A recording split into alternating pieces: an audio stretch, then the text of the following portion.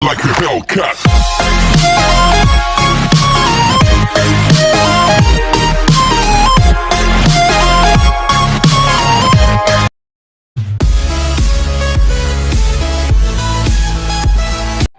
Assalamualaikum warahmatullahi wabarakatuh.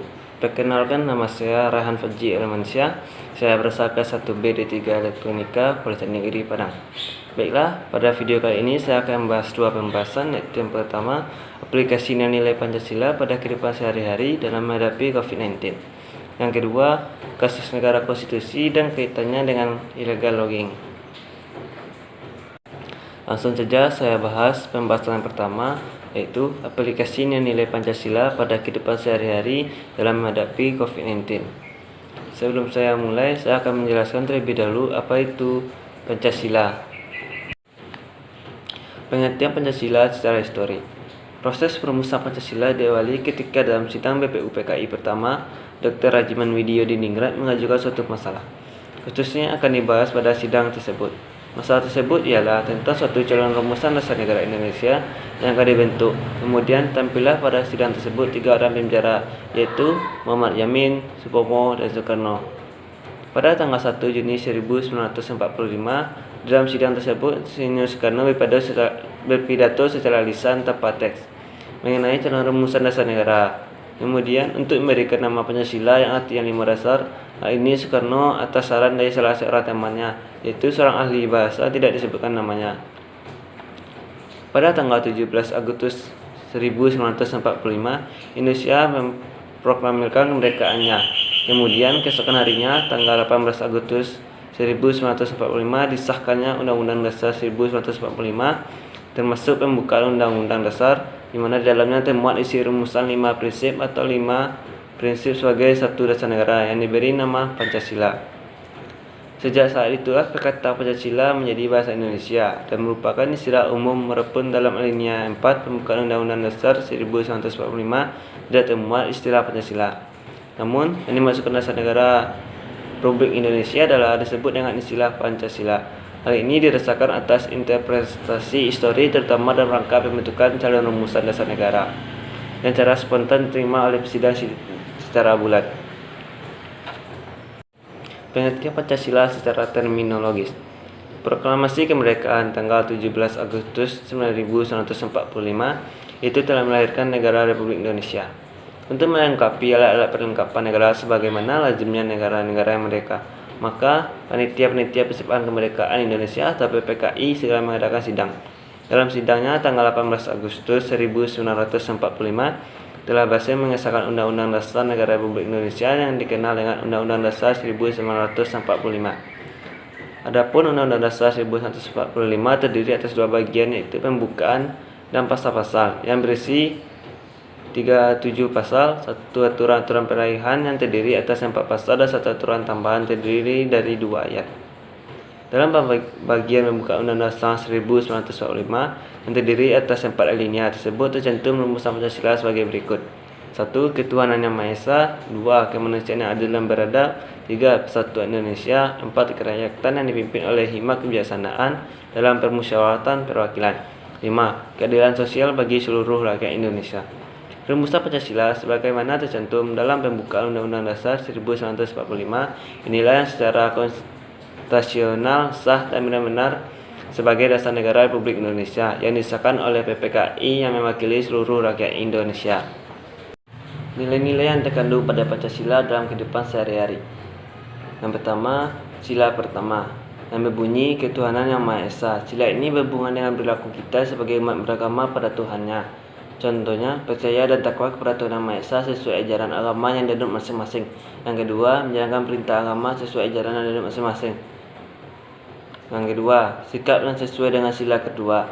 Sila kedua berbunyi kemanusiaan yang adil dan beradab. Sila ini berhubungan dengan perilaku kita sebagai manusia yang pada hakikatnya semua sama di dunia ini. Contohnya, tidak membeda-bedakan manusia berdasarkan suku, agama, ras, tingkat ekonomi, maupun tingkat pendidikan. Menyadari bahwa kita diciptakan sama oleh Tuhan. Contoh sikap yang sesuai dengan sila ketiga. Sila ketiga berbunyi Persatuan Indonesia. Sila ini berhubungan dengan perilaku kita sebagai warga negara Indonesia untuk bersatu membangun negeri ini. Contohnya, cinta pada tanah air dan bangsa, menjaga nama baik negara, tidak membanggakan bangsa lain dan merendahkan bangsa sendiri. 4. Sila keempat yang berbunyi, kerakyatan yang dipimpin oleh hikmat kebijaksanaan dalam permusyawaratan perwakilan. Sila ini berhubungan dengan perilaku kita untuk selalu bermusyawarah dan menyelesaikan masalah. Contohnya, selalu mengedepankan musyawarah untuk mencapai mufakat dalam menyelesaikan masalah, tidak memaksakan kehendak orang lain.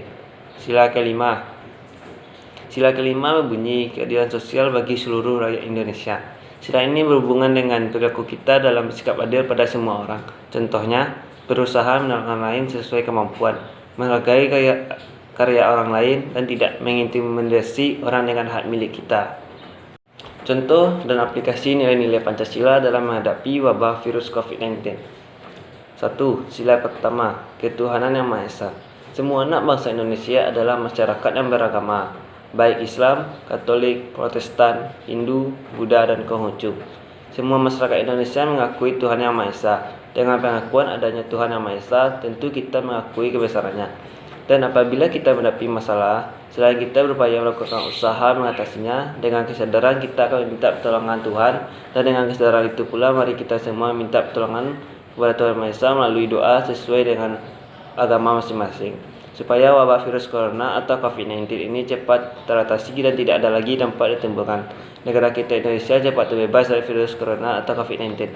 Yang kedua, sila kedua, kemanusiaan yang adil dan beradab. Virus corona atau COVID-19 dan penyebarannya tidak seperti adil. Tidak melihat status sosial masyarakat, tidak melihat strata pendidikan, dan tidak melihat agama yang dianut. Virus ini hanya menyerang manusia, tidak menyerang tumbuhan atau hewan. Walaupun menurut beberapa ilmuwan kesehatan mengatakan sumbernya dari hewan, semua manusia di belahan bumi dibuatnya kalang kabut. Bahkan negara superpower seperti Amerika pun dibuatnya tidak berkutik. Begitu juga negara maju seperti Italia dan Spanyol. Kita seperti diajarkan oleh virus ini untuk berbuat adil. Virus ini mengingatkan kita manusia mengaku beradab untuk berbuat adil. Keadilan tentu letaknya di tangan penguasa. Penguasa bisa memberikan keadilan dan rasa adil kepada masyarakatnya. Kita tidak perlu sering mencari kesalahan, tidak menuding si A dan si B. Kita mesti meletakkan faktor keadilan pada kemanusiaan. Meskipun langit runtuh, keadilan harus tetap ditegakkan. Apabila keadilan sudah bisa ditegakkan, maka keberadaan akan lahir dengan sendirinya, sehingga bangsa Indonesia menjadi bangsa yang adil dan beradab. Sila ketiga, persatuan Indonesia. Seluruh negara-negara dunia menghimbau dan mengajak untuk bersatu melawan virus corona atau COVID-19. Presiden kita juga mengajak dan menginstruksikan seluruh komponen bangsa untuk bersatu padu dalam menghadapi wabah virus corona ini. Dengan persatuan, kekuatan akan terbentuk dengan persatuan yang hebat dan tidak akan merasa terkalahkan. Kita telah memiliki azas itu, dan bahkan sejarah telah membuktikan dengan persatuan kita dapat mengusir penjajahan untuk kita. Dan rasanya virus ini pasti dapat kita kalahkan dengan persatuan seluruh rakyat Indonesia. Persatuan akan melahirkan optimis yang kuat. Keempat, kerakyatan yang dipimpin oleh hikmat kebijaksanaan dalam permusyawaratan perwakilan. Kepatuhan rakyat kepada pemimpin menjadi langkah yang baik dalam menghadapi dan melawan virus corona atau COVID-19. Perintah social distancing atau lockdown dan sebagainya adalah salah satu bentuk kepedulian pemimpin kepada rakyatnya. Langkah tersebut adalah langkah yang efektif dalam pemutusan mata rantai penularan virus tersebut. Partisipasi ini dan kepatuhan masyarakat adalah bagian dari perjuangan dalam melawan wabah corona ini. Pemerintah diharapkan bijaksana dalam menghadapi wabah ini, termasuk efek yang timbul oleh akibatnya. Bisa dipastikan masyarakat banyak yang kehilangan pendapatan, maka bisa menimbulkan kelaparan. 5. Keadilan sosial bagi seluruh rakyat Indonesia. Semestinya virus corona COVID-19 tidak perlu mengajarkan atau mengingatkan kita tentang keadilan, apalagi keadilan sosial. Kalau kita tidak lupa pada Pancasila yang sudah kita sepakati sebagai azas negara, pelaksanaan sila kelima ini sangat dibutuhkan dalam menghadapi wabah ini. Jangan menunjukkan peran dalam menghadapi situasi ini, baik secara status, sosial, maupun status lainnya. Situasi ini akan bisa kita hadapi dengan menimbulkan rasa sama sebagai anak bangsa. Menunjukkan perbedaan akan membuat ketimpangan dan menjadikan kita lemah. Tidak akan ada pemimpin kalau tidak ada rakyat. Tidak akan ada kelompok kaya kalau tidak ada kelompok miskin. Kebersamaan dalam situasi ini harus dilakukan. Memimpin memperhatikan masyarakat dan masyarakat patuh dan mendukung pemimpinnya. Kelompok kaya dan kelompok miskin saling bantu-membantu dengan rasa mencintai sebagai saudara sebangsa. Jika Anda lakukan terhadap virus COVID-19 dalam kehidupan sehari-hari, Yang pertama, bagi mahasiswa dan diri sendiri dalam menghadapi COVID-19 ialah menjalankan daring online dengan sungguh-sungguh, mematuhi segala sesuatu yang telah diperintahkan oleh pemerintah Republik Indonesia. Yang kedua, melakukan social distancing dengan cara menjaga jarak 1 meter, menjaga kesehatan dengan cara tetap berdiam diri di rumah dan melakukan olahraga ibadah di rumah saja. Tidak keluar rumah jika tidak untuk urusan yang mendesak, dan jika keluar rumah gunakan masker. Yang sikap yang harus dilakukan untuk diri sendiri sebagai anggota keluarga dalam menghadapi COVID-19. Pertama, mencuci tangan sebelum makan, mencuci tangan setelah keluar rumah, menjaga jarak dengan anggota keluarga saat Anda baru dari luar rumah, menjelaskan kepada setiap anggota keluarga betapa bahayanya COVID-19, bersikap tenang dalam menghadapi virus COVID-19, menjaga kebersihan tempat tinggal. Sikap yang harus dilakukan untuk diri sendiri sebagai anggota masyarakat dalam menghadapi COVID-19. Mematuhi segala sesuatu yang telah diperintahkan oleh pemerintah, tidak panik dan selalu bersikap tenang dalam menghadapi COVID-19, menjaga jarak apabila keluar rumah atau menerapkan social distancing, tidak keluar rumah jika tidak ada keperluan yang mendadak, memakai masker jika keluar rumah, cuci tangan setiap hari, menjaga wudhu, dan mendekatkan diri sama sampai cipta. Hal baik apa saja yang dilakukan dalam mencegah penularan COVID-19? Yang pertama, sering mencuci tangan. Seringlah mencuci tangan dengan sabun dan air yang mengalir selama 20 detik. Apabila sabun dan air tidak tersedia, gunakan pembersih tangan atau hand sanitizer yang mengandung setidaknya 60% alkohol. Dan juga untuk menghindari menyentuh mata, hidung, dan mulut Anda dengan tangan yang belum dicuci. Yang kedua, hindari kontak dekat. Hindarilah kontak secara dekat dengan orang lain yang sedang sakit. Beri jarak antara diri Anda dan orang lain jika virus corona telah menyebar di komunitas Anda. Ini sangat penting bagi orang-orang yang berisiko lebih tinggi untuk mendapatkan virus COVID-19. Yang ketiga, jaga jarak sosial. Hal ini sebenarnya juga telah disuarakan oleh pemerintah agar masyarakat jaga jarak fisik atau physical distancing. Dengan menerapkan physical distancing, kita beraktivitas di luar ruangan atau tempat umum. Anda sudah melakukan satu langkah mencegah terinfeksi virus corona dengan menjaga jarak Anda dengan orang lain sekitar 1 meter. Jaga jarak fisik tak hanya berlaku di tempat umum, di rumah pun juga bisa diterapkan. 4. Gunakan masker jika sakit. Jika sakit, Anda harus mengenakan masker ketika berada di sekitar orang lain. Dan sebelum Anda memasuki kantor penyedia layanan kesehatan, jika Anda tidak dapat memakai masker, misalnya karena menyebabkan kesulitan bernafas, maka Anda harus melakukan yang terbaik untuk menutupi saat batuk dan bersin. Selain itu, Anda sedang dirawat, orang yang merawat Anda harus memakai masker jika mereka memasuki ruangan Anda. 5. Tetap tinggal di rumah. Dengan tidak keluar rumah alias tetap berada di dalam rumah akan meminimalisir Anda untuk terjangkit virus corona. Hal ini juga terus digalakkan oleh pemerintah agar penyebaran virus corona tidak meluas. Sebagaimana pembawa mikroorganisme, anak muda sangat mungkin menularkannya pada orang tua atau manusia usia lanjut. Untuk itu dihimbau agar tetap berada di dalam rumah hingga wabah COVID-19 hilang dari Indonesia. 6. Hindari menyentuh mata, hidung, dan mulut. Tangan menyentuh banyak permukaan dan dapat mengandung banyak virus pula. Setelah terkontaminasi, tangan dapat memindahkan virus ke mata, hidung, atau mulut Anda. Dari sana virus bisa masuk ke tubuh Anda dan bisa membuat Anda sakit. Mungkin itu saja pembahasan saya yang pertama. Selanjutnya saya akan melanjutkan ke pembahasan yang kedua, yaitu negara dan konstitusi kaitannya dengan kasus illegal logging. Terlebih dahulu saya akan menjelaskan pengertian dan definisi negara. Negara berasal dari kata state Inggris, berasal dari kata Latin status atau statum yang berarti keadaan yang tegak dan tetap atau sesuatu yang memiliki sifat-sifat tegak dan tetap. Kata status atau statum lazim diartikan sebagai standing atau station. Istilah ini dihubungkan dengan kedudukan persekutuan hidup manusia, yang juga sama dengan istilah status civitatis atau status republik. Dari pengertian inilah kata status pada abad ke-16 dikaitkan dengan kata negara. Definisi negara menurut beberapa ahli. Negara menurut John Locke dan Rousseau dalam buku Ilmu Negara adalah suatu badan atau organisasi hasil dari badan perjanjian masyarakat. Negara menurut Max Weber dalam buku Demokrasi, HAM, dan Masyarakat Madani adalah suatu masyarakat yang mempunyai monopoli dalam penggunaan kekerasan fisik secara sah dalam suatu wilayah. Selanjutnya, unsur-unsur negara. 1. Penduduk. Penduduk adalah semua orang yang berdomisili serta menyatakan kesepakatan dia ingin bersatu. Yang dimaksud dengan semua orang adalah penduduk Indonesia dan negara lain yang sedang berada di Indonesia untuk wisata, bisnis, dan lainnya. Yang kedua, wilayah. Negara memiliki batas yang jelas atas darat, laut, dan udara di atasnya. Wilayah Indonesia terletak di antara dua benua, yaitu benua Asia dan Australia, dan dua samudra, yaitu Samudra Pasifik dan Samudra Hindia. Data ini membuat Indonesia berada pada posisi strategis yang menjadi jalur lalu lintas transportasi dunia. Ketiga, pemerintah. Sistem pemerintahan yang dianut oleh Indonesia adalah sistem pemerintahan presidensial. Dalam sistem ini, presiden memiliki hak untuk memilih dan mengangkat serta memberhentikan para menteri. Selanjutnya, konstitusi. Pengertian konstitusi. Istilah konstitusi berasal dari bahasa Prancis atau constitu yang berarti membentuk. Pemakaian istilah konstitusi yang dimaksud ialah pembentukan suatu negara atau menyusun dan menyatakan aturan suatu negara. Sedangkan istilah Undang-Undang Dasar merupakan terjemahan istilah dari bahasa Belanda. Di negara yang menggunakan bahasa Inggris dipakai istilah constitution, yang di Indonesia menjadi konstitusi. Pengertian konstitusi dan praktik dapat ditekan lebih luas daripada pengertian Undang-Undang Dasar. Pengertian rule of law. Banyak peristiwa pada saat ini yang menjadi dasar turunnya rule of law atau penegakan hukum Indonesia pada saat ini.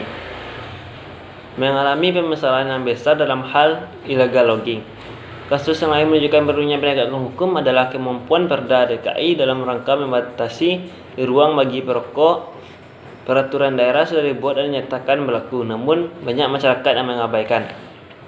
Penegakan hukum merupakan suatu doktrin dalam hukum yang mulai muncul pada abad ke-19 bersama dengan kelahiran konstitusi dan demokrasi. Berdasarkan pengertiannya, menurut Friedman, membedakan penegakan hukum menjadi dua, yaitu secara formal dan secara hakiki. Secara formal diartikan sebagai kekuasaan hukum umum yang terorganisasi. Hal ini dapat diartikan bahwa setiap negara mempunyai aparat penegakan hukum yang menyangkut ukuran hukum, yaitu baik dan bentuk. Rule of law tidak saja memiliki sistem peradilan yang sempurna di atas kertas belaka, akan tetapi ada tidaknya rule of law di dalam satu negara ditentukan oleh kenyataan rakyatnya yang benar-benar dapat menikmati keadilan. Selanjutnya, pembahasan kasus yang berkenaan dengan konstitusi dan rule of law yang kaitannya dengan kasus illegal logging yang saya ambil kehutanan. Menteri Kehutanan Mr. Kaban menyatakan sekarang bukan zaman dan masanya lagi untuk membela dan menjadi backing para yang melakukan illegal logging. Tindakan tegas harus dilakukan untuk menyelamatkan hutan Indonesia. Menurut aparat penegak hukum, mulai dari jajaran Polda hingga jajaran paling bawah, diminta untuk bertindak tegas serta tidak memberikan perlindungan kepada para cukong yang terbukti melakukan tindakan illegal logging. Ia menyatakan sekarang sudah bukan zamannya lagi untuk memberikan perlindungan kepada pelaku illegal logging. Karena jika terbukti, maka aparat penegak hukum yang memberikan pertolongan itu akan menerima balasan dari tindakan perlindungan yang diberikan pada cukong itu.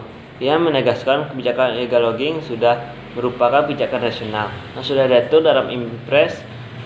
Jika adanya aparat yang memberikan pertolongan dan perlindungan kepada pelaku illegal logging, berarti aparat itu sudah melecehkan kebijakan nasional dan Impres yang sudah dibentuk. Dijelaskan Kapus Informasi Kehutanan Departemen Hutan Trasoto Handandan, kasus illegal logging yang terjadi di Indonesia ini bukanlah hal yang baru, tetapi sudah hal biasa karena illegal logging itu sendiri sudah terjadi sejak lama dan hal tersebut merupakan suatu ancaman terbesar dari hutan kita. Penegakan hukum itu tidak hanya polisi yang menangani, tetapi juga diikuti oleh sikap penegak hukum yang lain, misalnya jaksa atau hakim. Oleh karena itu, illegal logging merupakan masalah bangsa. Bisa dilihat dari kejahatan hutan di Indonesia sudah berkembang sedemikian kompleks dan sudah menjurus ke kejahatan nasional, karena terkait dengan jaringan internasional yang tidak dengan mudah dipatahkan. Bagi para pelaku kejahatan illegal logging akan dikenakan sanksi pidana, yakni bagi yang melanggar dikenakan aturan pasal 87 Undang-Undang 41 tahun 1999 dengan kurungan penjara 10 tahun penjara atau denda sekitar 5 miliar.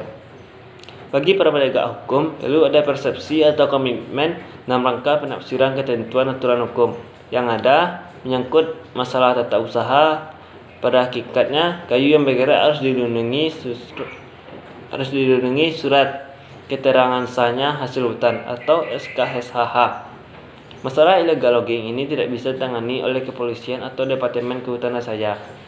Departemen Kehutanan pun dalam rangka kebijakan harus juga mengarah kepada keseriusan masalah ini. Selain itu, Illegal logging ini sudah dikategorikan sebagai tindakan bioterorisme karena hal tersebut sudah terencana dan sudah sangat berbahaya. Mungkin sekian saja pembahasan dari saya. Kalau ada kata yang salah, mohon maaf. Saya akhiri dengan wabillahi taufiq wal hidayah. Wassalamualaikum warahmatullahi wabarakatuh.